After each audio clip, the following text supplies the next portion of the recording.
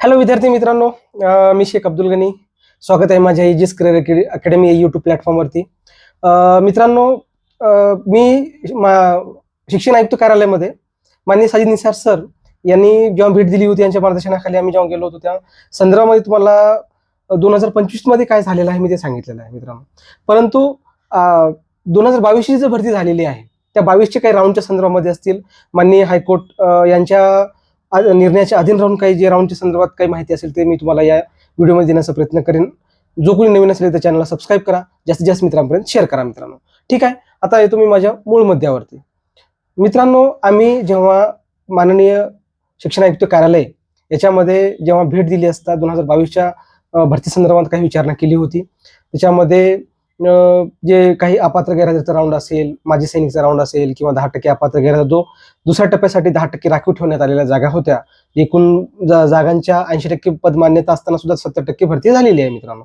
10% जी राहिलेली होती त्या संदर्भात विचारणा केली होती. त्या संदर्भामध्ये खूप महत्वाचे खूप मुलं परेशान आहेत मित्रांनो या संदर्भामध्ये. आणि मुंबई खंडपीठाच्या छत्रपती संभाजीनगर खंडपीठ असेल, सर्किट बेंच कोल्हापूर असेल किंवा नागपूर खंडपीठ असेल, या इथं प्रत्येक ठिकाणी, मुंबई खंडपीठ असेल तर प्रत्येक ठिकाणी याचिका पडलेल्या आहेत.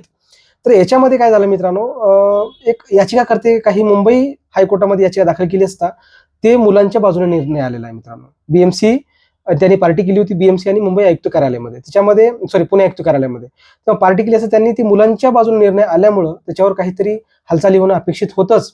मागच्या वेळेस तुम्हाला मी सांगितलंच होतं की राऊंड लागणार आहे. जेव्हा आम्ही त्या दिवशी भेट दिलेली होती, जेव्हा कोर्टाच्या आदेश आल्याच्या 2-3 दिवसानंतर मी आयुक्त कार्यालयामध्ये भेट दिली होती वरिष्ठ अधिकाऱ्यांशी भेटल्याच्या नंतर मित्रांनो, ते तुम्ही पाहिलेलंच असेल.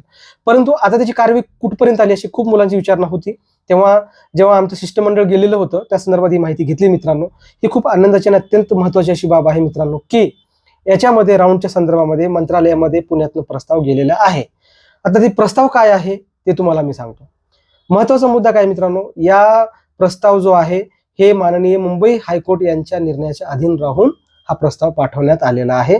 त्याच्यामध्ये साधारणतः 10% जे कपात झालेल्या जागा आहेत त्या कपात झालेल्या जागाचा राऊंड असेल आणि माजी सैनिकचा राऊंड असेल मित्रांनो. म्हणजे 10% आणि 10% आणि त्याच्यानंतर माजी सैनिक या 2 जागांचा राऊंड जो आहे प्रस्ताव मंत्रालयामध्ये गेलेला आहे, असं स्वतः वरिष्ठ अधिकाऱ्यांनी शिक्षण आयुक्त कार्यालयामध्ये सांगितलेलं आहे मित्रांनो. आम्ही जेव्हा 22च्या राऊंडच्या संदर्भामध्ये त्यांना विचारणा केली होती तेव्हा, म्हणजे सांगायचं तात्पर्य असं आहे की याच्यामध्ये अपात्र गैरहजर रिक्त या जागांच्या संदर्भामध्ये, अपात्र आणि गैरहजर या जागाच्या संदर्भामध्ये माहिती नाही भेटलेली आहे, म्हणजे ह्याचा प्रस्ताव नाहीये. आता ह्याच्यामध्ये तुम्ही म्हणता खूप मुलांचे प्रश्न येतील, सर अपात्र गैरहजर राऊंडच्या संदर्भात काय आहे. तर मित्रांनो, 2022चा जो पहिला फेज झालेली होती त्या संदर्भातल्या ह्या जागा आहेत 10% कपात केलेल्या. तर त्याच्यामुळं आता याच्यामध्ये विषय काय होईल माहिती आहे का, की अपात्र गैरहजरच्या राऊंडच्या संदर्भामध्ये उर्दू माध्यमाचं केस आहे संभाजीनगरमध्ये, मुंबई खंडपीठामध्ये एक नवीन याचिका आहे, त्याच्यानंतर नागपूर खंडपीठात आहे, सर्किट बेंच कोल्हापूरमध्ये पण अपात्र गैरहजर राऊंडच्या संदर्भामध्ये याचिका पडलेली आहे. हे जर मुलांच्या बाजूने लागला तर मे बी शासन याच्यावर विचार करेल असं मला वाटते, आणि किंवा शासन निर्णय घेईलच. कारण का शासन जेव्हा माननीय हायकोर्ट किंवा माननीय सुप्रीम कोर्ट असेल जेव्हा निर्णय देत असतो तेव्हा शासन त्याच्यावर बंधनकारक काम करत असतो आणि बंधनकारक ते शासनावर म्हणजे तो निर्णय असतो. ठीक आहे, कलम 226 नुसार जेव्हा आपण हायकोर्टात जातो आणि किंवा 32 नुसार सुप्रीम कोर्टात जातो, जेव्हा कलम 32 नुसार आपण जेव्हा सुप्रीम कोर्टात गेलो होतो 55-60च्या निर्णयामध्ये, तेव्हा हे मुलांच्या बाजूने निर्णय आलेला आहे.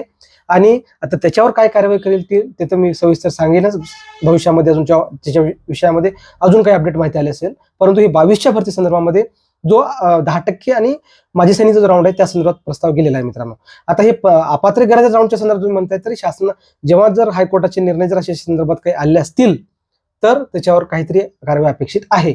आता सर तुम्ही म्हणता की 10% जागा किती येतील आणि कशा येतील, तर तुम्हाला सांगतो मित्रांनो, हे सर्वस्वी निर्णय आयुक्त स्तरावरनं आणि मंत्रालय स्तरावरनं सुकाणू कमिटी बसून याच्यावर निर्णय घेईल, जागा किती येतील आणि त्याच्यानंतर जागा कशा भरल्या जातील हा एक आपण पाहावं लागणार आहे. त्याच्यामध्ये अजून त्या प्रस्तावामध्ये काय आहे ते मी तुम्हाला सांगता येणार नाही किंवा त्या संदर्भामध्ये तुम्हाला मी सांगू शकत नाही. परंतु मित्रांनो, हे कुठेतरी जमेची बाजू आणि मुलांच्या पॉझिटिव्ह आणि मुलांच्या हिताची बाजू आहे.